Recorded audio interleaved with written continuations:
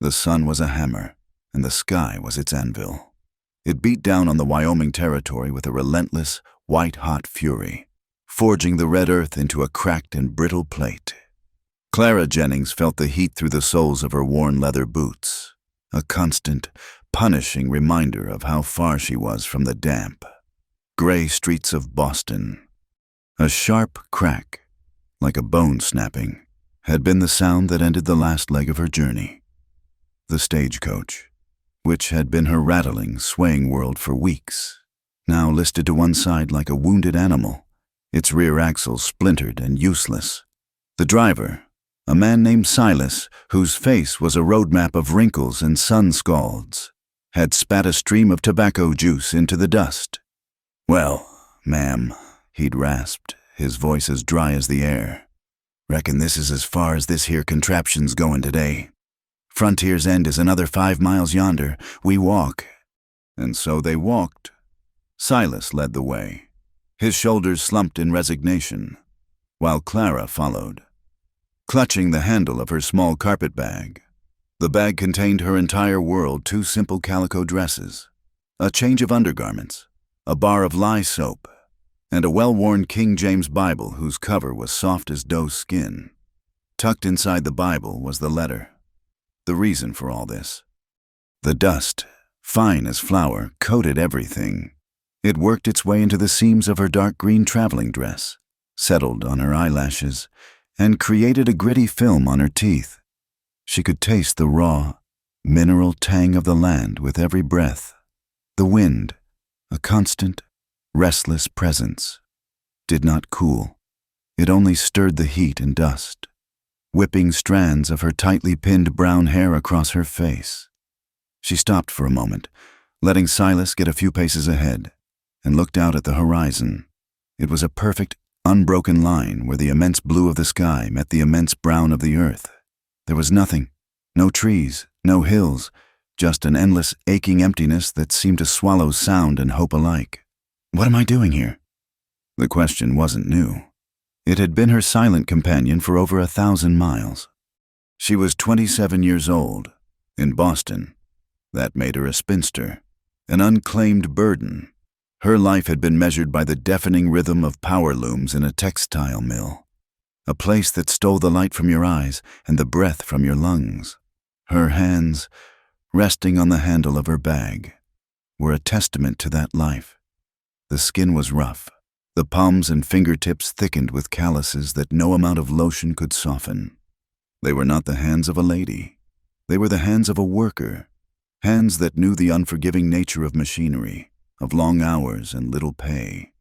One day, the coughing had started, a dry, persistent rattle deep in her chest that sounded too much like her mother's had in the final years. That was when she saw the advertisement in a copy of the Matrimonial Times left on a boarding house table. Men out west, seeking wives. Men with land, with futures. It was a transaction. She knew. A trade of her domestic skills for the security of a name and a roof. It was a desperate gamble. But the clatter of the looms was the sound of a slow death, and she craved silence. She craved air that didn't taste of cotton dust and machine oil. She had answered 3 advertisements. 2 never replied. The third was from Mr. Samuel McGraw of Frontier's End, Wyoming. His letter, which she now knew by heart, was tucked safely away, its crisp paper a stark contrast to the worn pages of her Bible. She didn't need to read it to remember the words. They were etched into her mind, as plain and unadorned as the landscape before her. "Miss Jennings," it began, the handwriting stark and angular. "I have received your letter. I am a cattle rancher. My wife passed from fever 2 winters ago. I have 2 children, a girl, Rachel, aged 7, and a boy, Eli, aged 5. They require a mother's care. My house requires a woman's hand to manage it. I am an honest man and do not drink to excess. I own 300 acres of land and a sturdy house. I am not seeking a belle of the ball, but a practical and God-fearing woman who is not afraid of work. If you are such a woman, I will send the fare for your passage. I will meet the stagecoach upon its arrival. Sincerely, Samuel McGraw. There was no poetry in it, no mention of companionship, or affection, or even a hint of warmth. It was a contract. He needed a mother for his children and a manager for his house. She needed an escape. It was as simple and as brutal as that. She had stared at the letter for a full day in her cramped boarding house room, the city noise a dull roar outside her window.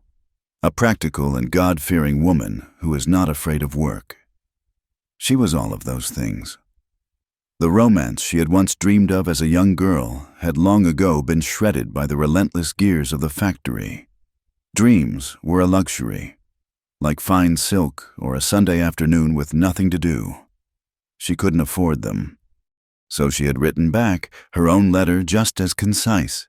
She accepted his offer. She enclosed a small, faded tintype of herself, taken years ago. In it, her face was unsmiling, her eyes serious, but there was a softness around her mouth that was no longer there. He had not sent one in return. She had no idea what the man she was walking to meet, the man she had promised to marry, even looked like. A gust of wind, stronger this time, nearly tore her bonnet from her head. She held it fast, her knuckles white. The hope she carried was a tiny, fragile thing, a single flickering candle flame in the vast, windy darkness of her uncertainty. She wasn't expecting love. That would be foolish. But she had hoped for kindness, for a quiet respect. A life where her worth was measured by more than the number of spools she could change in an hour. A life where she could breathe. Looking at the endless expanse around her, she felt a profound loneliness settle over her. Heavier than her bag, heavier than the oppressive heat. In Boston, she had been surrounded by thousands of people, yet utterly alone. Here, there was no one for miles, and the loneliness felt different. It was cleaner, purer. It was a part of the land itself. "Almost there, ma'am," Silas called back, his voice startling her out of her reverie. "See that shimmer? That's Frontier's End." She squinted, her eyes watering from the glare. In the distance, where the red dirt met the pale sky, she could just make out a few dark shapes, hazy and distorted in the rising heat. It didn't look like much. It didn't look like the end of a frontier. It looked like the end of the world. A tremor of fear, cold and sharp, ran through her. This was it, the culmination of her gamble. In that small collection of buildings was a man she didn't know, 2 children who were not hers, and a life she could not begin to imagine. Had she made a terrible mistake, traded a slow death in a factory for a quick one in this empty, unforgiving land? She clutched her bag tighter. Inside, the Bible and the letter rested against each other. One offered salvation in the next life, the other, a chance at survival in this one. Right now, survival was all she could dare to ask for. She took a deep breath, the air hot and dusty in her lungs. She straightened her shoulders, lifted her chin, and forced her tired legs to move, one foot in front of the other. She had come this far. There was no turning back now. She walked on, into the shimmering heat, towards the stranger who held her future in his plain, unpoetic hands. The shimmering heat resolved itself not into a town, but into a declaration of stubborn survival. Frontier's End was one main street, a wide gash of rutted dirt flanked by a dozen or so buildings. They were raw, unpainted wooden structures that seemed to have been thrown up against the vastness of the prairie with grim determination. Clara saw a general store with a sagging porch, a blacksmith's forge from which the rhythmic clang of a hammer echoed, a livery, and, further down, a squat building with swinging doors from which spilled the sound of loud male laughter and a tinny piano. The saloon. Across from it stood a church, its steeple a lonely spike against the sky. But there was no bell in its belfry, leaving it looking incomplete, silenced. This was not a place of comfort. It was a foothold, raw and precarious.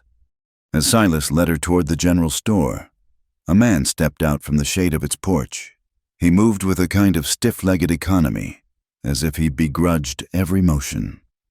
He was tall, taller than she had imagined, with shoulders that strained the fabric of his simple work shirt. The sun had weathered him as surely as it had the land, carving deep lines into his face and bleaching his hair to the color of dried prairie grass. But it was his eyes that held her. They were a pale, washed-out blue, the color of a winter sky, and they were cold. They held no welcome, only a flat, assessing gaze that swept over her from the brim of her bonnet to the dust on her hem. He stopped a few feet from them, his hands hanging loose at his sides. He didn't offer to take her bag. He didn't smile. "You'll be Clara Jennings?" he asked. The voice was a low, rough baritone, like stones grinding together. It was not a question so much as a confirmation of inventory. "I am," she said, her own voice sounding thin and reedy to her ears. She felt a flush of heat on her cheeks that had nothing to do with the sun. This was him. This was Samuel McGraw. He gave a curt nod, his gaze flicking to Silas. "The axle."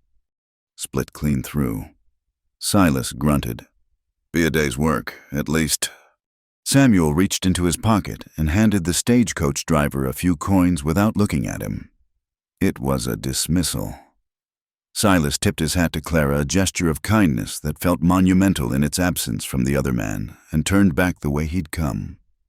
And then she was alone with him. "My wagon is yonder," Samuel said, gesturing with his chin toward a buckboard hitched near the livery. "The ranch is 2 miles north." He turned and walked away, expecting her to follow. Clara stood frozen for a half-second, the weight of her bag a leaden anchor. There had been no "How was your journey?" No "Are you tired?" No word of greeting at all. She took a steadying breath and followed him, her heart sinking with each step. The ride to the ranch was made in a silence as vast and profound as the landscape around them. Samuel McGraw handled the reins with an efficient, detached competence, his eyes fixed on the path ahead. Clara sat straight on the hard wooden seat, her hands folded in her lap, her bag at her feet. She tried to see the land as her new home, to find some beauty in the endless rolling plains dotted with sagebrush, but all she felt was a crushing sense of isolation. This man was a stranger, and his silence was a wall she did not know how to breach. The house, when they finally reached it, was much like the man. It was a large, sturdy cabin built of thick, squared-off logs, chinked with mud and straw. It looked durable and strong, but there was no softness to it. No flowers grew by the door. No curtains hung in the dark. Square windows. A thin plume of smoke drifted from a stone chimney. It was a shelter, not a home. As the wagon creaked to a halt, the cabin door opened and 2 small figures appeared, hovering on the threshold. A girl with her father's pale hair tied in 2 thin braids, and a smaller boy who half hid behind her skirt. They watched the wagon with wide, solemn eyes. Samuel swung down and said, "This is Rachel and Eli." He didn't gesture for the children to come forward or for her to approach them. He simply stated their names like items in a ledger. He then turned and began unhitching the horses, his work absorbing all his attention. Clara slid down from the buckboard, her legs stiff. She smoothed her dress and gave the children a small, hesitant smile. "Hello, Rachel. Hello, Eli. I'm Clara." The children did not smile back. They simply stared, their faces unreadable. Rachel's gaze was wary, appraising. Eli's was just empty. They looked like tiny, serious adults, their childhood lost somewhere in the silence of this house. The inside of the cabin was dark and smelled of wood smoke, bacon grease, and something else, a faint, lingering scent of dust and disuse. It was tidy in a stark, masculine way. The floors were swept clean. The tin plates were stacked neatly on a shelf, but there was a film of grime on the windows and a coldness in the air that had nothing to do with the temperature. This was a place where people existed, but did not live. Supper was a miserable affair. Clara, acting on an instinct she wasn't even aware of, found the larder, and prepared a simple meal of fried salt pork, beans, and skillet bread. She worked in a silence that felt heavy and judgmental. Samuel sat at the head of the long wooden table, sharpening a knife with rhythmic, grating strokes. The children sat at their places, their small hands in their laps, watching her. When the food was served, they ate. No one spoke. The only sounds were the scrape of forks against tin plates and the soft gulping as Eli drank his milk. The silence was louder than the looms had ever been. It screamed of loss, of unspoken grief, of a hollowed-out space that they all orbited but never touched. Clara looked at the two small, bent heads, at the rigid line of Samuel's back. She felt like an intruder, a ghost at a funeral feast. She had imagined many things on her journey west, but she had never imagined this profound, suffocating emptiness. After the meal, she cleared the plates. Rachel rose silently to help her, taking the plates to a wash basin with an ingrained, automatic motion. Her movements were efficient and joyless. "You can leave them," Clara said softly. "I'll see to them." Rachel simply nodded and retreated back to her father's side. Samuel waited until the children had been sent to their small room in the loft, their footsteps a soft patter on the wood above. He sat at the table, his big hands resting flat on the surface. He looked at her, his pale eyes unblinking in the flickering lamplight. "The preacher, Reverend Johnson, is expecting us in the morning," he began, his voice flat and devoid of emotion. "We can be wed after the Sunday service." He paused, then continued as if reciting terms. "Your duties are clear. You'll see to the children. You'll tend the house, the cooking, the mending. You'll manage the garden come spring. I will provide for this household. I will put food on this table and a roof over your head. I expect loyalty, and I expect you to do your work without complaint. I will treat you with respect as the mother of my children." Clara listened, her hands growing cold. It was his letter all over again. But spoken aloud it was infinitely harsher. He spoke of duties, of expectations, of work. He spoke of her as a function, a component to be fitted into the machinery of his life, the mother of his children. Not a mother to them, not a wife to him, a replacement part. The dream of kindness, of simple respect, shriveled and died within her. She was to be a hired hand with a wedding ring, trading the servitude of the factory for the servitude of the home.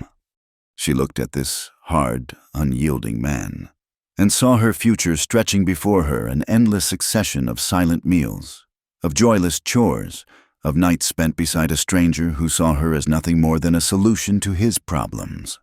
A cold knot of despair, and something else, a hot, fierce spark of rebellion tightened in her stomach. She had not survived the mills of Boston, had not crossed a continent, to be erased. Her voice, when she spoke, was quiet but steady. It trembled only slightly. "No." Samuel's eyes narrowed. It was a subtle shift, but she saw it. "No." "No," she repeated, drawing strength from the word. "We will not be wed in the morning." He stared at her as if she'd just started speaking in tongues. "The arrangements are made." "Then they will have to be unmade," she said, her chin lifting. She stood up from the table, her hands clasped before her to still their shaking. "Mr. McGraw, I have traveled over 1,000 miles based on the words in your letter. I am a practical woman, and I am not afraid of work, but I am not an animal to be purchased at market. I am not a piece of equipment for your ranch." She took a breath, the words tumbling out now, fueled by the fear and disappointment of the entire day. "I understand you have needs. A mother for your children, a keeper for your house. I came here willing to fill that role, but I expected to be met as a partner, not as an employee. I expected a word of welcome, a moment of courtesy. I expected to be looked upon as a person." Her eyes burned, but she refused to cry. "You have not asked a single question about me, about my journey, about the life I left behind. You have only stated my duties. You offer me a roof and food, and for that, I am to surrender myself to a life of silence and labor, to be your housekeeper."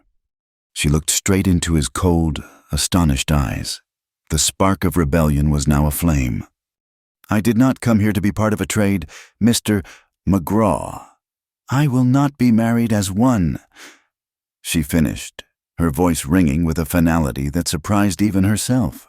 "I came here to be seen as a human being, and if that is not something you are capable of, then I have made a grave mistake, and I will not compound it by chaining myself to you tomorrow morning." The silence that followed her declaration was a living thing. It filled the corners of the log cabin, pressing in on them, thick and heavy as wool. Samuel McGraw did not shout. He did not argue. He simply stared at her, his pale blue eyes turning to chips of ice. The astonishment in them slowly hardened into something else, something cold and impenetrable. He rose from the table, his tall frame seeming to blot out the lamplight. For a moment, she thought he might strike her, and her hands flew to her throat, but he only gave a single, sharp nod, the gesture a final, cutting dismissal. He turned and walked to the hearth, picked up a piece of firewood, and examined it as if it were the most interesting thing in the world. He had not said a word, but the message was clear she had ceased to exist. Clara spent the night in a straight-backed chair, her small bag clutched in her lap, her Bible resting on top. She did not dare go to the room that had been prepared for her. Sleep was impossible. Every creak of the cooling cabin, every sigh of the wind outside, sounded like an accusation. At the first hint of dawn, when the sky was a bruised purple, she stood up, her joints aching. Samuel was nowhere to be seen. She walked to the door, opened it, and stepped out into the frigid morning air. She did not look back. The 2-mile walk back to Frontier's End was a journey through a purgatory of her own making. The rising sun cast long, distorted shadows across the prairie, and she felt as small and exposed as a beetle on a vast, empty plate. This time, there was no Silas to break the silence, no destination to offer a sliver of hope. She had burned her only bridge, and now she was walking into a wilderness with less than $1 in her pocket and a reputation that was surely turning to ash behind her. By the time she'd reached the main street, the town was stirring. Smoke curled from chimneys, and the blacksmith's hammer was already ringing its morning chorus. Her arrival did not go unnoticed. A woman shaking a rug on her porch stopped, her hands frozen in midair, her mouth a swallow of surprise. 2 men talking outside the general store fell silent, turning to watch her, their eyes following her with a mixture of curiosity and contempt. The news, it seemed, had traveled faster than she had. She was the mail-order bride who had run out on Samuel McGraw. In a town like this, a woman alone was a curiosity. A woman who had rejected the stability offered by a man like McGraw was a fool. Or worse. She could feel their judgment like a physical weight. The whispers were a rustle of dry leaves at her back. Arrogant, too good for him. Is she Boston pride? She kept her eyes fixed straight ahead, her face a mask of determined neutrality. Though her stomach churned with shame and fear, her only thought was the church. It was the house of God, a place of sanctuary. Surely she could find a moment of peace there, a place to gather her wits and form a plan. The church was empty, its unfinished interior smelling of raw pine and dust.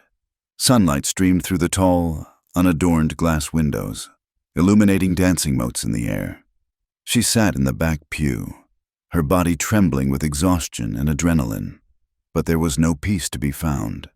The silence here felt different from the silence in Samuel's home. It was a holy silence she was desecrating with her worldly problems. She could not stay. Behind the church was a small, neglected plot of land meant for a graveyard, though only a few simple wooden crosses marked it, and in the far corner, half hidden by overgrown sagebrush, stood a small shed. It was a lean-to. Really, a place where a groundskeeper might have stored his tools, had there been one. The wood was gray and weathered. the door hanging crookedly from one leather hinge.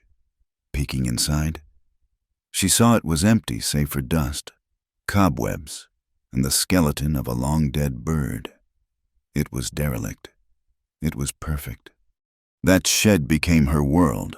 She swept it clean with a branch of sage, her movements frantic and desperate. She had a roof of a sort, walls to hide her from the prying eyes of the town. As night fell, a profound loneliness enveloped her. The wind howled through the cracks in the walls, and the cold of the high plains seeped into her bones. She ate nothing, for there was nothing to eat. Curled on the hard-packed dirt floor with her bag for a pillow, she questioned her own sanity. What had she done? Her pride had saved her from one kind of prison, only to cast her into another, one of cold, hunger, and utter isolation. The next day passed in a blur of misery. She ventured to the town pump for water, enduring the hard stares and averted gazes of the women she met there. They drew their skirts aside as if she carried a contagion. She was an outcast, a disruption to the town's harsh but simple order. On the morning of the third day, as she sat inside her hovel trying to summon the energy to face the world, the crooked door creaked open. A woman stood silhouetted against the bright morning light. She was of middle age, her hair streaked with gray, her face lined but her eyes sharp and intelligent.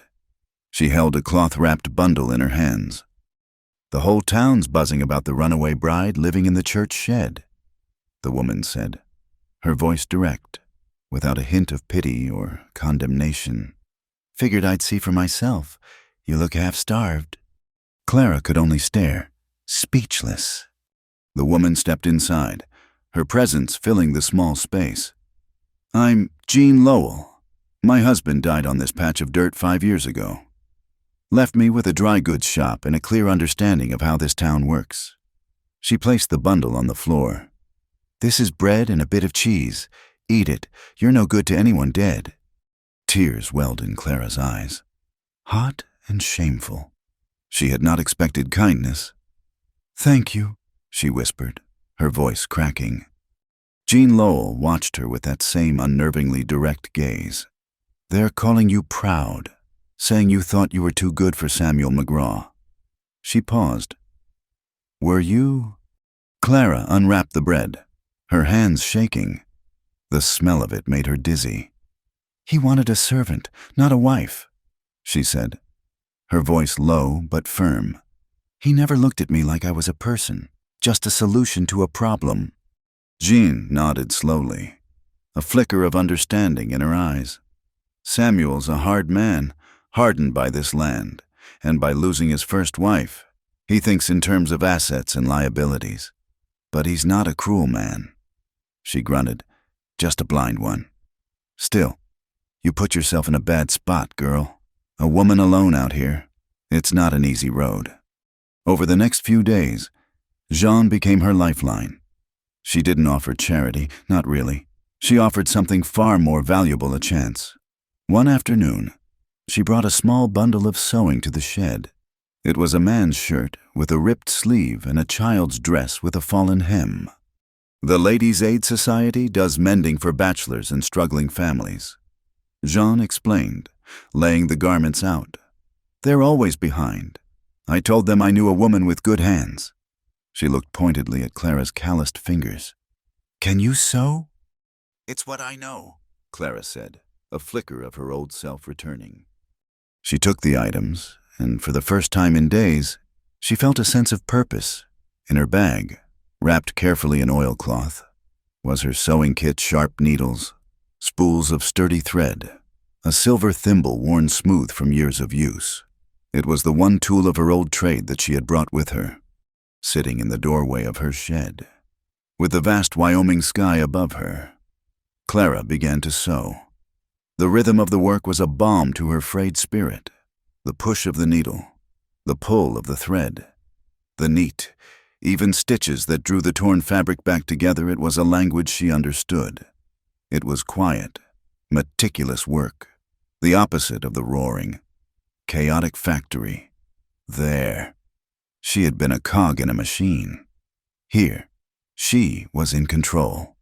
Each stitch was a deliberate act of creation, of repair. She was not just mending a shirt. She was mending herself, piecing together the tattered edges of her life. She poured all her frustration, her fear, and her stubborn hope into the work. Her stitches were impossibly small and strong. She patched the shirt not just functionally, but with a craftsman's pride, making the repair nearly invisible. She re-hemmed the dress, adding a small, simple embroidered flower near the bottom, a touch of grace in a world that had so little. When she returned the finished items to Jin at the store, the widow inspected her work with a critical eye. She ran a finger over the seam of the patched shirt, held the dress up to the light. A slow smile spread across her face. "God almighty, girl," she said, her voice filled with genuine admiration. "These aren't mended, they're reborn." Zhang gave her a few coins, the first money she had earned in this new land. It wasn't much, but it felt like a fortune. It was the coin of independence. More mending work followed. Soon, a few of the town's women, prompted by Zhang, began bringing their sewing directly to her. They were hesitant at first, their curiosity warring with their judgment, but the quality of her work spoke for itself. She was no longer just the runaway bride. She was the woman with the gifted needle. She was still an outcast. She still slept on the cold floor of the shed and ate her meager meals alone. The loneliness was a constant ache in her chest, a yearning for connection, for a kind word, for a look that wasn't filled with suspicion. But as she sat each evening, her needle flashing in the fading light, she felt a quiet strength growing within her. She was building a life, one stitch at a time. It was a small life, a fragile one, but it was hers, and she was building it with her own 2 hands.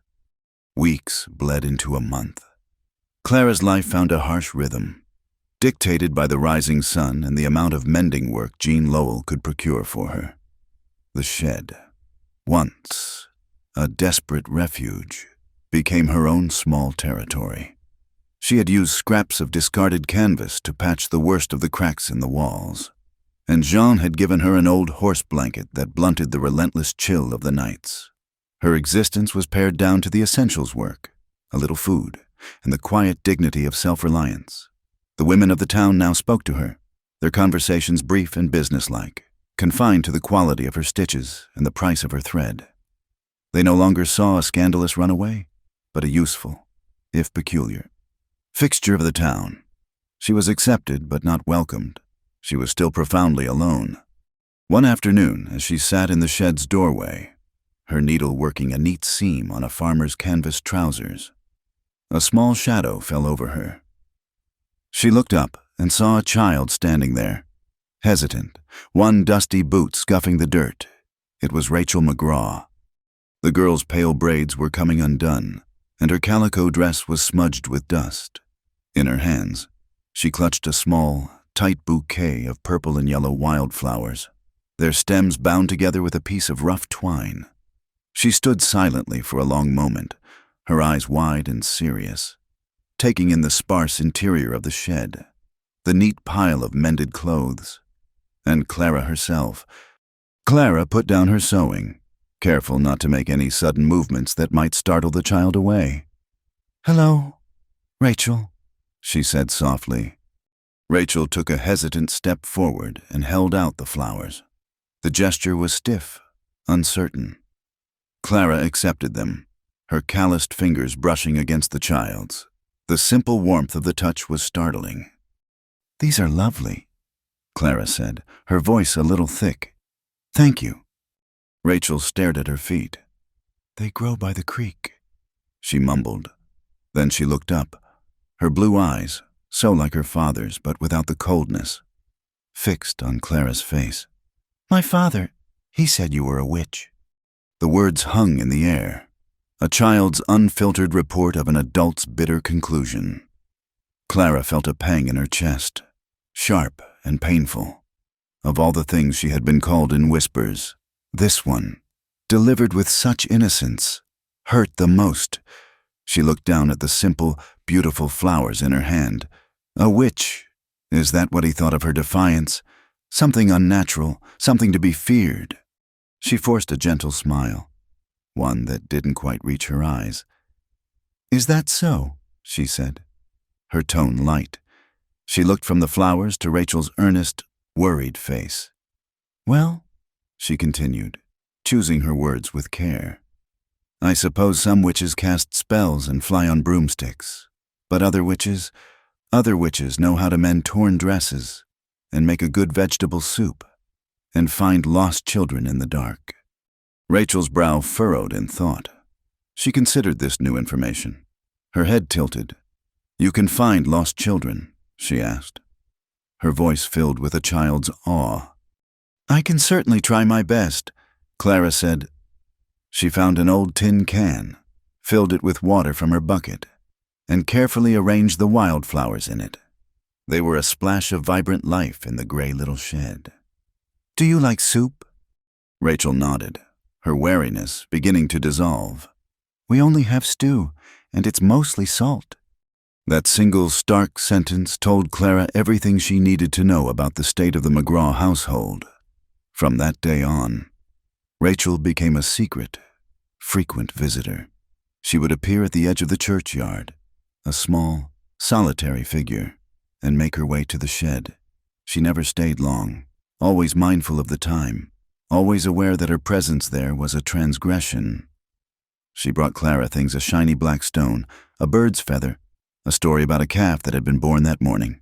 In return, Clara gave her what she could: a piece of rock candy from Jean's store, a mended hem on her doll's dress, and, most importantly, her undivided attention.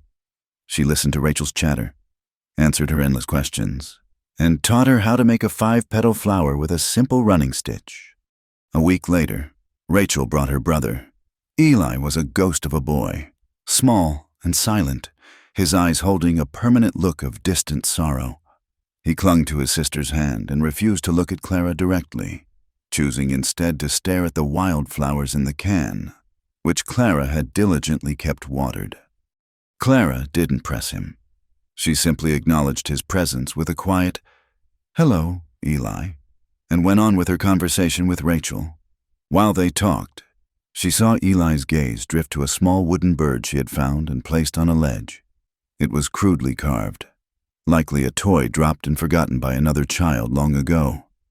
When it was time for them to leave, Eli pointed a small, grubby finger at it. "Bird," he whispered, the sound so soft it was barely audible. It was the first word Clara had ever heard him speak. Rachel's face lit up. "He likes it." "He can hold it, if he'd like," Clara offered. Eli shook his head, retreating behind his sister, but as they left, he kept looking back over his shoulder at the little wooden bird until he was out of sight. The children became the new rhythm of her life. Their visits were small pockets of light in her long, lonely days. She began to see the world through their eyes: the importance of a horned lizard's path, the beauty of a sunset, the tragedy of a broken toy. A maternal feeling, fierce and protective, began to grow in her heart.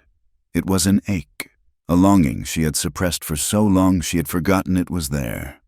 This was not about replacing their mother. It was about caring for these two lonely children who had slipped through the cracks of their father's grief.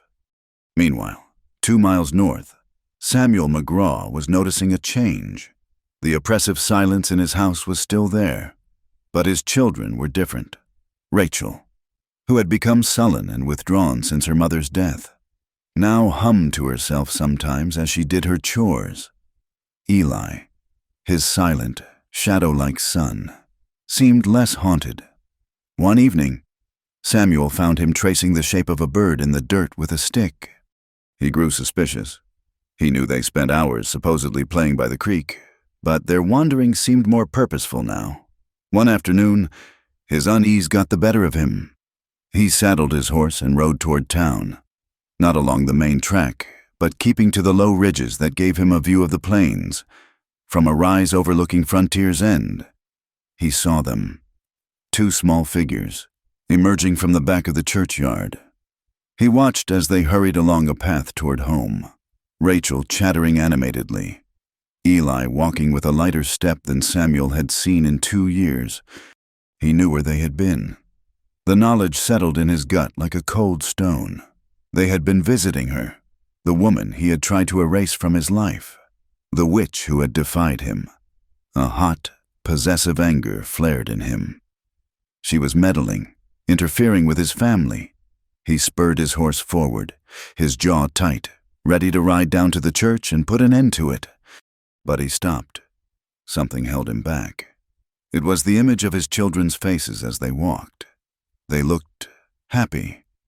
It was a simple, uncomplicated happiness that he had completely forgotten. He realized, with a sudden, jarring clarity, that he hadn't heard his daughter truly laugh in a very long time. He turned his horse around and rode back to the ranch, his anger slowly being replaced by a more complex and disturbing emotion confusion. He entered his house. The stew from the night before was cold on the stove. A pile of his mending lay untouched in a basket. The work Rachel was supposed to do but was too clumsy to manage well. The house was clean. It was orderly, but it was utterly devoid of life. For the first time, he didn't just notice the silence. He felt it. It was an emptiness, a gaping hole that his own stubborn pride and grief had created. The woman in the shed, the woman he had dismissed as a piece of faulty equipment, was somehow filling a part of that hole for his children. She was giving them something he couldn't, something his house lacked. He stood in the middle of his cold, silent kitchen, and for the first time since she had walked out his door, Samuel McGraw felt a profound sense of doubt. He had made a bargain for a housekeeper and a mother, but perhaps, he was beginning to understand, a soul could not be part of a bargain. The afternoon had begun with a deceptive calm. The sky was a vast, cloudless blue, and the sun beat down with a lazy, late summer warmth. Rachel and Eli had visited Clara, their faces bright with excitement. They'd brought news of a stray dog, a scruffy yellow mutt with one floppy ear, that had been seen skulking around the creek bed. Their plan was to leave a piece of jerky to try and coax it into friendship. Clara had smiled at their earnestness, retied a loose ribbon on Rachel's braid, and warned them to be home long before supper.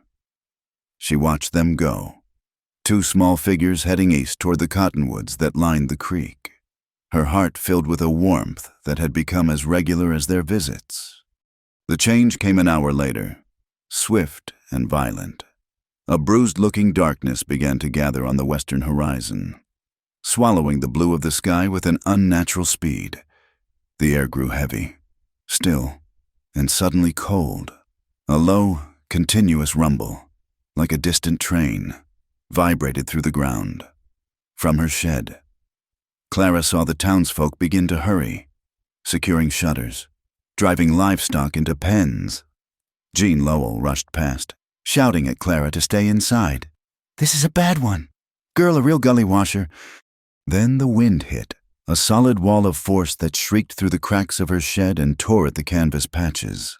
It was followed almost immediately by the rain, not a drizzle, but a torrential, blinding downpour. And then came the hail, stones of ice, some as large as robin's eggs, hammered against the thin wooden roof, the sound a deafening, terrifying tattoo. The world outside her door dissolved into a maelstrom of gray water, howling wind, and punishing ice. Clara's first thought was for the children. They were supposed to be home by now. Surely Samuel had seen the storm coming and called them in, but a cold knot of anxiety tightened in her stomach.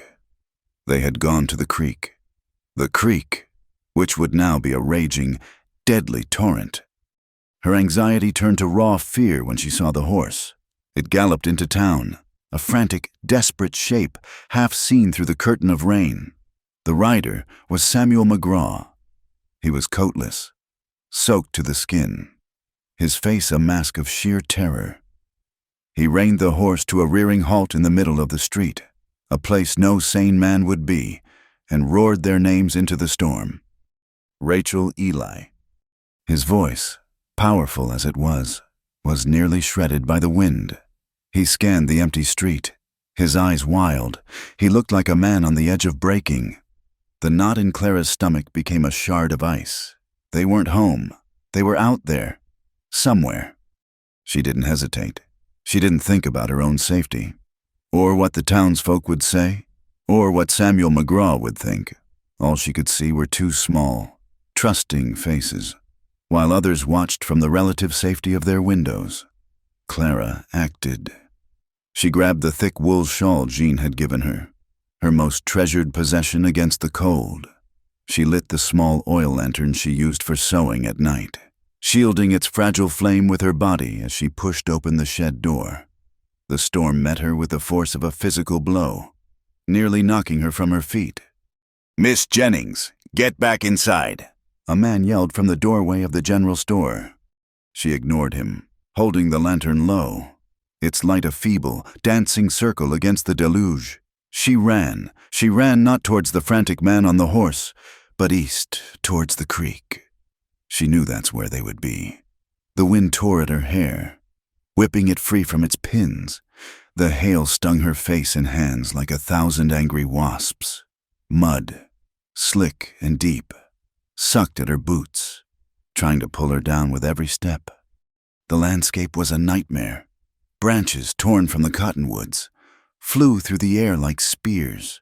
The ground was a treacherous soup of mud and rising water. She fell once, her knee striking a sharp rock, the pain a searing flash in the cold. She scrambled back up, her dress heavy with mud, the lantern swinging wildly, its flame miraculously staying lit. "Rachel!" she screamed, her voice a thin thread of sound against the storm's roar. "Eli!" The only answer was the howl of the wind and the crash of thunder that seemed to split the sky. The roar of the creek grew louder, a hungry, angry sound. When she reached its bank, she gasped in horror. The placid stream where the children had played was gone. In its place was a churning, brown river, white with foam, tearing at its banks and dragging bushes and small logs with it. Panic, cold and absolute, seized her. Had they been too close? Had the water taken them? "No," she whispered, forcing the thought away. She began to fight her way along the bank, her lantern held high, its light cutting a pathetic swath through the gloom. The whipping branches of the willows clawed at her, catching in her hair and clothes, tearing at her skin. "Rachel, Eli, can you hear me?" She stumbled on, her body screaming with cold and exhaustion, her hope beginning to fray, and then she saw it, a massive cottonwood, its roots ripped from the saturated earth, had fallen, its trunk forming a partial bridge over a low-lying gully near the main creek. It created a small pocket of shelter underneath its exposed root ball, and huddled in that dark space were two small, shivering shapes. "Rachel, Eli," she sobbed, half sliding down the muddy embankment toward them. Rachel looked up, her face streaked with tears and rain, her body shaking uncontrollably. Eli was curled in a tight ball beside her, his face pale and his lips tinged with blue. He was unnervingly still. "Clara!" Rachel cried, a sound of pure, desperate relief. Clara reached them, dropping to her knees in the mud. She touched Eli's cheek. It was ice cold. A deadly chill was setting in. There was no time to waste. She unwrapped her precious wool shawl, the one thing keeping her own body warm, and wrapped it tightly around both children, pulling them close together. "It's all right," she said, her voice shaking but firm, trying to project a calm she did not feel. "I'm here. We're going home." She scooped the frighteningly limp body of Eli into her arms. He was so light. She pressed him against her chest, trying to force her own body heat into his. "Rachel, I need you to be very brave," she said, looking into the girl's terrified eyes. "You must hold on to my skirt and do not let go. Do you understand?" The girl nodded, her teeth chattering, and her small, cold hand gripped the heavy, wet fabric of Clara's skirt in a death grip. The journey back was a slow, stumbling agony, carrying Eli, leading Rachel, fighting against the mud and the wind. Clara moved step by agonizing step. Every foot of ground was a victory. Eli was a dead weight in her arms, and she whispered his name over and over, a prayer against the storm. They had just cleared the worst of the creek bed and were in the open prairie when another light appeared, swinging wildly through the rain. It was a lantern, brighter than her own, and behind it was the shape of a man, running, stumbling, a figure of pure desperation. It was Samuel. He stopped dead when his lantern light fell on them, on the sight of this mud-caked, half-drowned woman clutching his children. The lantern shook in his hand. For a terrible second, he looked as if his legs would give out from under him. He staggered forward, his face a wreck of terror and relief. "Papa!" Rachel cried, letting go of Clara's skirt and running the last few feet into her father's arms. Samuel swept her up, crushing her to him, his face buried in her wet hair. Then his eyes, wide and frantic, fell on the still form of his son in Clara's arms. He reached out, his hands trembling. Clara gently passed the boy to him. Samuel held his son, his big frame shuddering. Rachel, still sobbing, clung to her father but pointed a small, shaking hand at Clara. "She found us, Papa!" The girl gasped, her voice choked with cold and relief. "The tree fell, and we were so scared. But she found us. She kept us warm." Samuel looked from his daughter's face to his son's. Then his gaze rose to meet Clara's. The rain plastered her hair to her face and dripped from her chin. Her dress was torn and covered in mud. She was shivering violently, her shawl now wrapped around his children, and in his eyes, the cold, assessing blue that had so wounded her was gone. The ice was gone. The hardness was gone. In its place was something raw, something shattered, something she had never thought to see there. It was gratitude, so pure and powerful it was like a physical blow. It was the look of a man who had stared into the abyss of losing everything and had been pulled back by the very person he had cast aside. The storm raged on around them, but in the small, flickering circle of their lanterns, the world stood utterly still.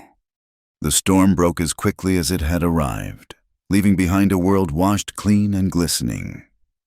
In its aftermath, something else had broken, too, the town's suspicion of Clara Jennings. The story of her dash into the maelstrom, of finding the McGraw children huddled and half-frozen, had swept through Frontier's End with the speed of a prairie fire. She was no longer the proud Boston runaway. She was a heroine. Women who had once averted their gazes now nodded to her on the street. Men tipped their hats. Reverend Johnson himself stopped her outside the church to praise her courage, calling it a testament to Christian charity. This new respect was a fragile, unfamiliar garment. It warmed her, but she wore it awkwardly, unused to the feel of it. More profound was the change in her relationship with the McGraws. Samuel had brought her a new, thick woolen blanket to the shed the morning after the storm, along with a basket containing a smoked ham, a sack of flour, and a jar of honey. He hadn't said much. His words were clumsy, grappling with an emotion his practical vocabulary couldn't contain. "For the children," was all he'd managed. But his eyes, when they met hers, held the raw gratitude she'd seen in the lantern light. It was a debt acknowledged.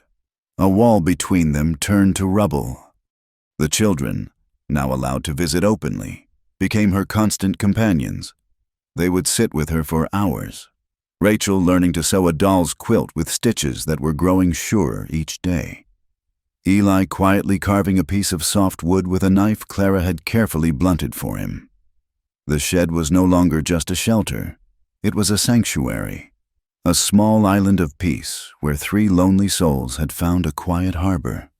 For the first time since leaving Boston, Clara felt the faint, tentative stirrings of hope. The peace was shattered by the arrival of the noon stagecoach 2 weeks later. A man disembarked, a man whose clothes were too fine for this dusty outpost, whose smile was too slick. He was of middling height, with dark, oiled hair and a way of looking at people as if he were calculating their worth. Clara saw him from a distance as she was leaving Jean's store, and a cold dread, sudden and inexplicable, washed over her. She didn't know why, but she knew he was a harbinger of trouble. His name was Marcus Vane, and he was, as she would soon learn, a distant cousin of her late sister's husband. He found her that evening, appearing at the doorway of her shed as the sun was setting, his shadow falling long and dark across the floor. "Clara Jennings," he said, his voice smooth and laced with a false familiarity. "It took some doing to track you down. You've come a long way from the factories." Clara stood, putting the child's dress she was mending behind her, a purely instinctual gesture of protection. "Marcus, what are you doing here?" "Business," he said, his eyes roaming the sparse interior of the shed, a contemptuous smirk playing on his lips. "And I heard a rumor that a certain respectable young woman from Boston had run off to the wilds to marry a rich cattleman. I came to offer my congratulations." He paused, his gaze turning sharp. "And to make sure you hadn't forgotten certain obligations you left behind." The obligations were a fiction of his own making, after her sister and brother-in-law had died of influenza, leaving nothing but debts. Marcus had appeared. He'd claimed her brother-in-law owed him a substantial sum and had insinuated that Clara, as the only remaining family, was responsible for it. He had offered to forgive the debt if she would agree to become his wife, a proposal that felt more like a threat of ownership. Her sharp refusal had wounded his pride. "I have no obligations to you, Marcus," she said, her voice cold. "Don't you?" he purred. "A woman's reputation is a fragile thing. Clara, especially out here, it would be a shame if certain stories got out. Stories about your eagerness to leave Boston, about promises made and broken. People might get the wrong idea." It was blackmail, plain and simple. He wanted money to buy his silence. "I have no money," she said, her heart hammering against her ribs. "Your cattleman does," he replied smoothly. "Think on it. I'll be staying at the saloon. I'm sure you'll make the sensible choice." He left as darkness fell, leaving a trail of poison in the air. The next morning, the poison began to spread. Marcus was a natural gossip, a weaver of insinuation and lies. He spent the day in the saloon, buying drinks for the local men, his voice a low, confidential murmur.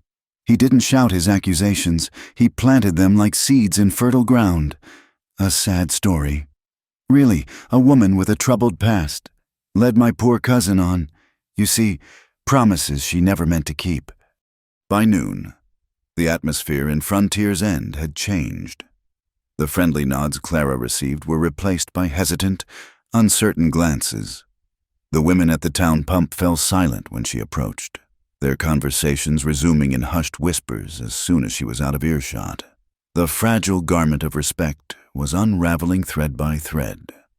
The morning after that, she woke to find it ripped to shreds.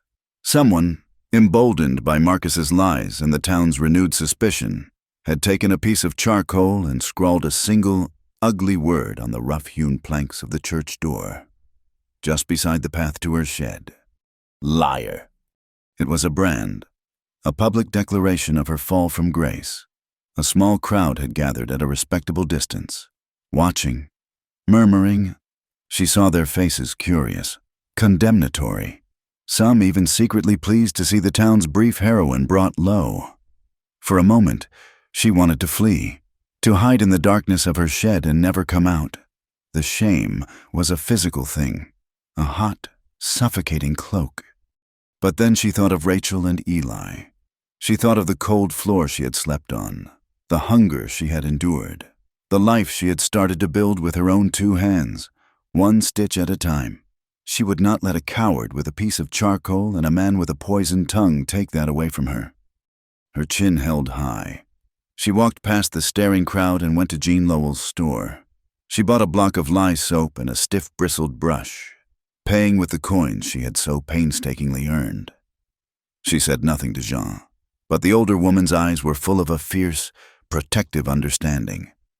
Clara returned to the church, filled a bucket at the pump, and knelt before the door. And she began to scrub. The work was hard. The charcoal was greasy and had worked its way into the grain of the old wood. She had to put her whole body into it, her arms and back aching with the effort. The cold, soapy water dripped down her arms. The crowd watched in silence. It was a penance, but it was also a defiance. With every stroke of the brush, she was not just erasing a word. She was refusing the judgment behind it. She was declaring that she, and she alone, would define herself. After nearly an hour, the word was gone, leaving only a dark, damp patch on the weathered wood. Her knuckles were raw, her muscles trembled with exhaustion, but she had won. She stood, emptied the bucket, and walked back to her shed without a single glance at the silent onlookers. That evening, Jean came to her, bringing a hot stew that smelled of heaven. "You've got more grit than any 10 men in this town," the widow said, her voice rough with emotion. She sat with Clara as she ate. "Don't you mind them. Tongues will always wag. Just remember this. Girl, only people who have something real get tested by fakes. He's trying to break you because he sees you have a strength he'll never possess." Clara was grateful for the words, but they offered little comfort against the deep chill of her renewed isolation. The real test, she knew, was yet to come. What would Samuel think? Would he believe the lies? Would he see her now as damaged goods, a liability to his name? He came just as full dark had settled, a tall, uncertain shape in the moonlight. He didn't bring a lantern. He stood outside the doorway, his hat in his hands. For a long time before he spoke, "Clara," he said, his voice low. "Mr. McGraw." She remained seated, her sewing idle in her lap. Her heart was a trapped bird, beating frantically against her ribs. He took a step inside, his presence filling the small space. He didn't look at her, but at the place on the church door she had scrubbed clean. "I heard what was written. I saw you." He trailed off, unable to finish. He finally turned to face her, and in the dim light, she could see the conflict warring in his features. "This man, this Marcus Vane," he said, the name tasting like ash in his mouth. "He's been telling stories. About you, about Boston." He took a breath, and then asked the question she had been dreading. The question on which her entire future now balanced. Is it true? Her first instinct was to deny it, to be indignant. But looking at his face, she saw he wasn't accusing her. He was asking, he was confused, and perhaps even hurt. And she knew that a simple denial wouldn't be enough. The truth was more complicated.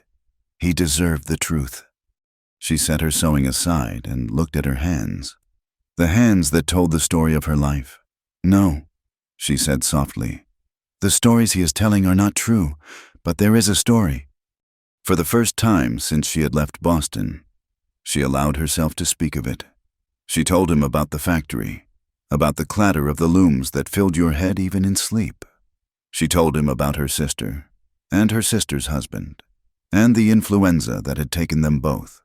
And she told him about Marcus, about the debt that appeared from nowhere, and about his ugly proposal that was less a marriage and more a contract of indenture. She told him how she had refused, how she had sold the last of her family's meager belongings to buy a threadbare dress and answer an advertisement in a newspaper. "I did not run from a promise. Mr. McGraw," she said, her voice quiet but clear, her gaze finally lifting to meet his.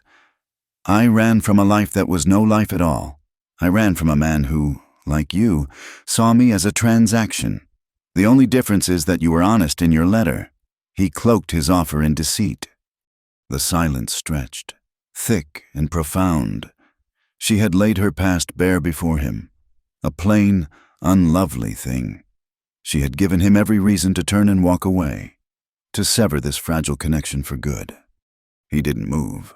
He stood there, turning his hat over and over in his big, rough hands. He looked from her face to the small, mended quilt on her lap, to the wildflowers still struggling to live in the tin can. He seemed to be seeing not just her, but the entire world she had built for herself in this small, lonely space. When he finally spoke, his voice was different. The harsh, practical edge was gone, replaced by a quiet gravity. He took a step closer, and his next words changed everything. "I don't want to hear any more rumors," he said. He looked directly into her eyes, and the pale blue of his was clear and steady. "I want to know you, Clara. Not what he says you are, not what the town says you are. I want to know you." Tears she hadn't known she was holding pricked at the back of her eyes. It was the one thing she had craved since the moment she'd stepped off that broken stagecoach, not to be evaluated or judged or used, just to be known, in that moment. Clara Jennings realized he was no longer the cold stranger who had met her on the dusty street. The storm had broken something in him, and the whispers of the past had not made him retreat. They had made him step forward. Marcus Vane lingered in Frontier's End for 2 more days, a carrion crow hoping for a carcass, but the town, having witnessed Clara's quiet, back-breaking defiance, was no longer fertile ground for his poison. His audience in the saloon thinned, the free drinks dried up, and his whispers were met with stony silence. The final blow came not as a shout, but as a quiet visit. Samuel McGraw, his face calm and unreadable, walked into the saloon in the middle of the day. He did not confront Marcus, nor did he raise his voice. He simply stood at the bar, ordered a glass of water, and drank it slowly. His presence, solid and unyielding as a mountain, was a silent declaration. Every man in the room understood it. Clara Jennings was under his protection. Marcus Vane, a creature who thrived on weakness and chaos, recognized a strength he could not manipulate. He left on the morning stage, his slick smile gone, replaced by a sullen sneer. He was a bad dream that had faded with the dawn. His departure did not magically restore the world to what it was. Instead, it cleared the way for something new to grow. A few evenings later, as dusk was painting the prairie in shades of violet and rose, Samuel appeared at Clara's shed. He carried not a basket of provisions, but a broken bridle. The leather strap split near the buckle. "Rachel said, 'You were good with mending,'" he said, the words coming out with a stiffness that spoke of long disuse. Clara took the bridle, her fingers expertly assessing the damage. "It needs a saddle stitch. It will be stronger than it was before." He nodded and remained standing in the doorway, clearly wanting to stay but not knowing how. An awkward silence stretched between them. "Would you like to sit?"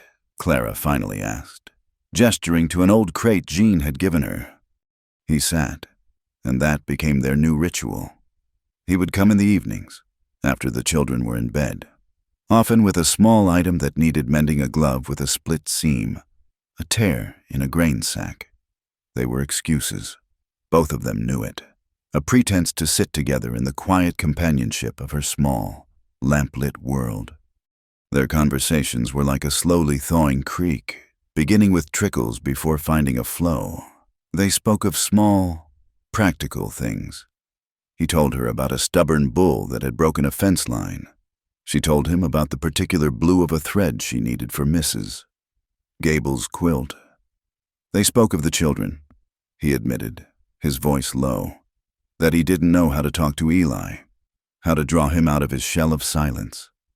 Clara told him that Eli didn't need many words, just the quiet certainty of a hand on his shoulder, or a small, carved bird to hold. One evening, he watched, fascinated, as her needle flew with a speed and precision that was mesmerizing. "My own fingers are too thick for such work," he said, holding up his large, calloused hands. "It is a skill, like any other," she replied. "It can be learned." On an impulse, she handed him a scrap of canvas, a needle, and a piece of thread. "Here," she said, a small, mischievous smile playing on her lips for the first time. "I will teach you." And so she did, night after night. The big, quiet rancher would sit hunched on his crate while Clara, her head bent close to his, patiently guided his fumbling fingers. He was clumsy, his stitches large and uneven, his brow furrowed in concentration. The sight of him, a man who could tame the wild land and command herds of cattle, struggling so earnestly with a tiny piece of steel, made something in her heart soften and unfold. In those moments, he was not the hard, intimidating stranger from the buckboard. He was just a man trying to learn her language. In return, he brought his world to her, seeing her small, struggling attempts to grow herbs in a window box.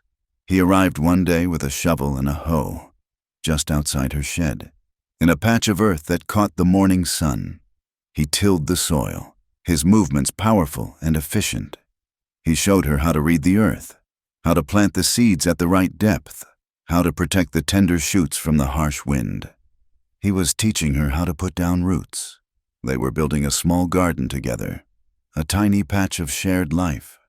Autumn deepened, the prairie grasses turning to gold, the nights growing sharp with the promise of winter. Their quiet courtship, if it could be called that, continued. They were two solitary people, slowly, cautiously, learning the shape of each other's souls. The first snow had just dusted the high plains when the fire broke out. It started in the miller's barn. A lantern kicked over in the hay. A fierce, dry wind fanned the sparks into a hungry blaze. The volunteer fire bell, a large iron triangle hanging outside the blacksmith's, began to clang frantically, its desperate alarm cutting through the cold night. The whole town turned out. Men formed a bucket brigade from the town pump, a frantic, hopelessly long chain against a raging inferno. Clara, along with Jean and the other women, helped pass the heavy, sloshing buckets. The heat was a blast furnace, the air thick with smoke that burned the lungs and stung the eyes. A woman's scream cut through the chaos. It was Martha Miller, her face a mask of horror. My boy Jacob. He was playing in the hayloft. A collective gasp of horror went through the crowd. The barn was now a roaring pyre, its roof beginning to sag. To go inside was suicide, but Samuel was already moving. He grabbed a wet blanket from one of the women, wrapped it around his head and shoulders, and ran toward the barn's main door, which was now wreathed in flame. "Samuel, no!" Clara screamed, her heart seizing with a terror that was sharp and personal. He didn't listen. He kicked the door, the wood groaning and splintering, and disappeared into the smoke. The seconds that followed were an eternity. The crowd held its breath, their faces lit by the terrible, flickering light. Clara felt a primal urge to run in after him, an irrational need to share his fate, whatever it was. Then he reappeared, staggering out of the inferno, a small, coughing shape slung over his shoulder. He collapsed to his knees, laying the boy on the ground as the townsfolk surged forward. Jacob Miller was alive, scared and smoke-filled, but alive. Samuel, however, was struggling for breath, his face and hands blistered, his shirt smoldering. Clara ran to him, her bucket of water forgotten. She used her own skirt to beat out the embers on his back, her hands not even registering the heat. "Samuel?" she whispered, her voice choked with smoke and fear. He looked up at her, his eyes red-rimmed and full of pain, but he gave her a small, grim nod. He was all right. They fought the fire for another hour, managing to keep it from spreading to the miller's house, but the barn was a total loss. When it was over, the townsfolk drifted away, their face smudged with soot, their bodies slumped with exhaustion and relief. Clara, her own body trembling with a mixture of adrenaline and cold, retreated to the familiar solitude of her shed. She sat on her cot, wrapped in her thin blanket, but she couldn't stop shaking.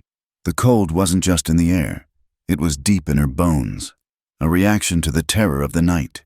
She had seen Samuel run into that fire, and in that moment, she had understood the depth of her own feelings, a depth that terrified her. The door creaked open. It was him. He was covered in soot, a raw-looking burn on his forearm. his face etched with exhaustion. He looked at her, huddled and shivering, and his expression softened. He said nothing. He simply turned, walked out, and returned a few moments later with an armful of firewood from the church's depleted wood pile. He knelt at the small, makeshift hearth she had built from loose stones and, with a practiced hand, began to build a fire. He worked with a quiet, focused intensity, his large hands surprisingly gentle as he arranged the kindling and coaxed the first hesitant flame to life. Soon, a small, cheerful fire was crackling, casting a warm, dancing light around the shed. The warmth began to push back the chill, but she was still trembling. Samuel came and sat on the cot beside her. He didn't speak, but gently took her shaking hands in his. His were rough and burned, but they were incredibly warm. They sat in silence, watching the flames, the shared experience of the night a palpable presence between them. The fire, the fear, the relief it had burned away all pretense, all the awkwardness and uncertainty that had defined their slow beginning. He looked at her soot-smudged face and her eyes, wide and luminous in the firelight. He saw the strength that had scrubbed a hateful word from a church door, the courage that had plunged into a deadly storm, the tenderness that had won the hearts of his children. He saw the woman he had almost dismissed, almost broken. Each night, since she had told him her story, he had gone to sleep with the image of her face in his mind. He had tried to imagine her smile, a real, unguarded smile, and that image had become a secret comfort in his lonely bed. Each night he dreamed of her smile. He reached out and gently brushed a smudge of soot from her cheek. His touch was feather-light. She leaned into it, her eyes fluttering shut. The shaking finally subsided, replaced by a profound sense of peace, of safety, in the warm, fire-lit intimacy of the shed, surrounded by the quiet of the sleeping town. They were the only two people in the world.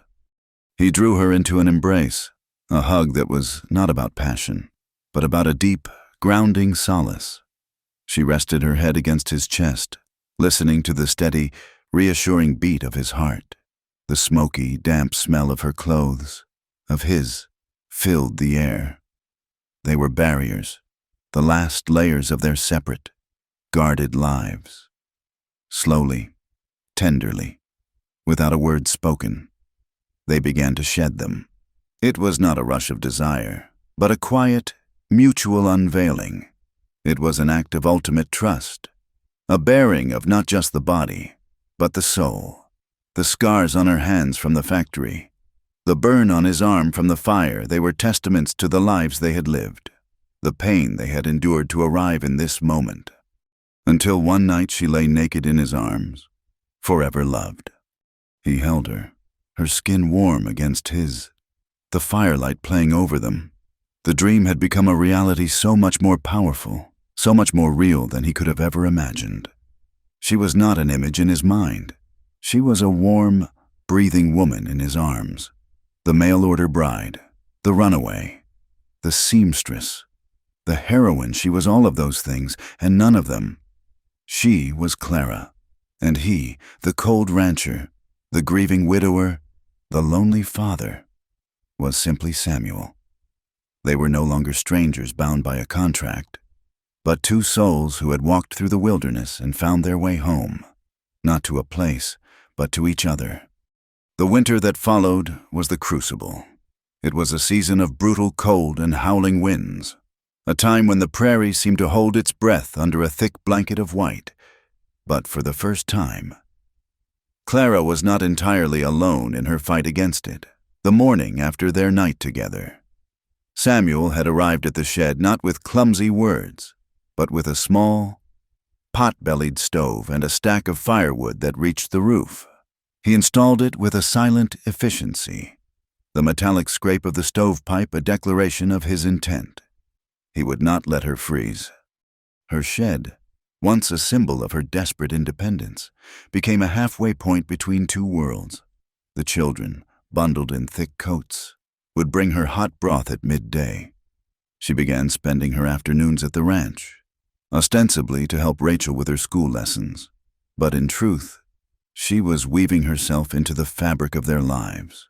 The house, which had once felt so cold and empty, began to change. The scent of baking bread sometimes mingled with the smell of wood smoke. A colorful quilt she was piecing together lay draped over a chair, a splash of life against the dark wood. She taught Rachel how to knead dough, her own calloused hands guiding the child's small ones. She sat with Eli by the fire, reading to him from a tattered book of fables, and, for the first time, she saw the ghost of a smile touch his lips. Samuel watched it all. He spoke little, but his eyes followed her everywhere. He saw the way his children now orbited her, drawn to her quiet warmth like sunflowers to the sun. He saw the life returning to their faces, the laughter that now, on rare but precious occasions, would echo through the rooms. He would come home from a long day mending fences in the biting wind and find her there, a quiet, steady presence at the heart of his home. He was a man who understood the value of things of good land, strong fences, healthy cattle. He was only now beginning to understand the incalculable value of a woman's quiet strength, of the gentle art of turning a shelter into a home. Then, slowly, the world began to thaw. It started as a subtle shift in the light, then the sound of dripping water from the eaves. Soon, the great armor of ice on the creek began to groan and crack. The sound, a deep resonant boom that signaled the end of winter's siege. The prairie, brown and sodden, began to emerge from beneath the melting snow. Patches of green appeared, tentative at first, then bursting forth with a fierce, undeniable life. The children bloomed with the season. Rachel's confidence grew. She moved with a new grace, her chatter now filled with plans for the garden she and Clara would plant. Eli began to speak more, his small voice still quiet, but his words now connecting him to the world instead of hiding him from it. They were healing, and Clara was the gentle hand that had stitched their wounded spirits back together. One bright afternoon in late April, when the air smelled of damp earth and new beginnings, Samuel found Clara in the small garden they had tilled together behind the church. She was on her knees, her hands deep in the rich, dark soil, clearing the last of the winter debris to make way for the spring planting. The sun warmed her back, and she was humming a soft, tuneless song. He stood for a moment, just watching her. He had a small, velvet-worn box in his pocket, its presence a heavy, terrifying weight. He had thought about this moment for weeks, turning the words over and over in his mind, knowing that this time they had to be the right ones. "Clara," he said.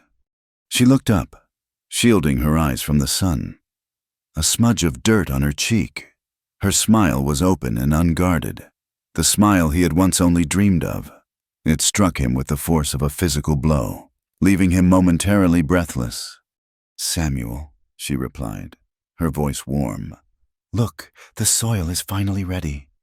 He walked over and knelt in the dirt beside her, a gesture that brought them eye to eye, equals on the newly awakened earth. "The soil is not the only thing," he said, his voice rough with an emotion he couldn't hide. "Clara, I have been a fool. When you first came here, I saw you as a solution, a fix for the problems in my life. I wrote you a letter like I was ordering a piece of farm equipment."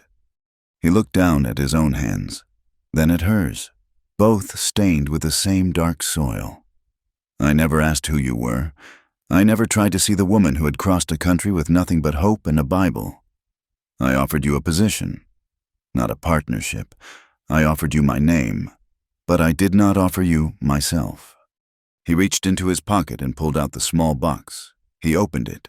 Inside, nestled on the faded velvet, was a simple gold band. It had been his mother's. "I am not the same man who met you at the general store," he said, his pale blue eyes earnest and stripped of all their former coldness. "You and the children, you have taught me what a home is supposed to feel like. It is not just walls and a roof. It is warmth. It is laughter." He held the ring out to her. I am not asking you to be a mother to my children or a keeper for my house. They are already your children. In the way that matters, this is already your home. If you will have it, I am asking you to be my wife, Clara, my partner, my equal, to build a life with me, side by side, right here in this dirt. Tears welled in Clara's eyes, blurring the image of the man kneeling before her. This was the proposal her girlhood self had never even dared to dream of. Not one of romance and poetry, but one of shared work, mutual respect, and a love that had been tested by storm and fire and doubt. She looked at the ring, the simple, shining circle of gold. Then she looked at his face, at the hope and fear warring in his eyes. She reached out, but instead of taking the ring, she gently closed the box and took it from him. Without a word, she slipped the small box into the pocket of her apron. It rested there, a warm, solid weight against her hip. A flicker of uncertainty crossed his face, but she silenced it by placing her dirt-stained hand on his cheek. She said nothing. She simply leaned in and kissed him, a kiss that tasted of sun and soil and the promise of a shared future. It was her answer. The ring in her pocket was not a rejection. It was a reminder. She was not a prize being claimed. She was a woman, making a choice, and she chose him. Their wedding was not in the unfinished church, with its memory of a hateful word scrawled upon its door. Instead, on a warm day in May, they gathered under the sprawling branches of an ancient sycamore tree on a hill overlooking the ranch. Its leaves were a fresh, vibrant green, and the prairie stretched out around them, vast and beautiful. The whole town was there. It was a simple ceremony. Reverend Johnson spoke of forgiveness and new beginnings. Rachel, in a new blue dress that Clara had sewn, stood beside her, holding a bouquet of wildflowers. Eli, looking serious and proud in a clean shirt, stood by his father, holding his hand. As Clara prepared to take her vows, Jean Lowell stepped forward. She pressed a small, folded piece of linen into Clara's hand. It was a beautiful, hand-embroidered handkerchief. "Every bride needs something from the woman who came before her," Jean said, her voice uncharacteristically thick. "This isn't to make you into a wife, Clara. This is to honor the woman you already are, the woman who came here with nothing and built a life, one stitch at a time." Clara unfolded it. In one corner, embroidered in delicate blue thread, was a single, perfect wildflower. The celebration afterwards was not a grand affair, but a simple gathering at the ranch. The air was filled with the sound of a fiddle, the laughter of children, and the quiet contentment of a community made whole. That evening, long after the last guest had departed and the children were sound asleep in their beds, Clara stood on the porch of the house, her house. The vast, dark prairie was alive with the sound of crickets, and a million stars were scattered across the immense, black sky like diamond dust. The wind, the same wind that had once felt so lonely and punishing, now blew softly, carrying the sweet scent of the garden. Strong arms wrapped around her from behind, and she leaned back into Samuel's solid warmth. He rested his chin on her shoulder, his presence a quiet comfort. They stood like that for a long time, two people no longer separate, but a single silhouette against the starry night. They had not been saved by love, or rescued by it. They had forged it themselves, in the heart of the wilderness. Through storms and silence, they had chosen each other. Clara looked up at the endless, star-dusted sky, the same sky she had once looked at with such fear and uncertainty. Now, it looked like a promise, a quiet joy, so deep and profound it felt like a prayer, filled her heart. She was no longer a woman adrift. She had found her harbor. "I am home," she whispered, and the prairie wind carried her words into the night. Thank you for listening to this story. We'd love to know where you're listening from, so please drop a comment below to connect with us and share your thoughts. If you enjoyed this journey, Please subscribe to our channel, Wild West Night. Give this video a like, and consider hitting the hype button to help more people discover this tale.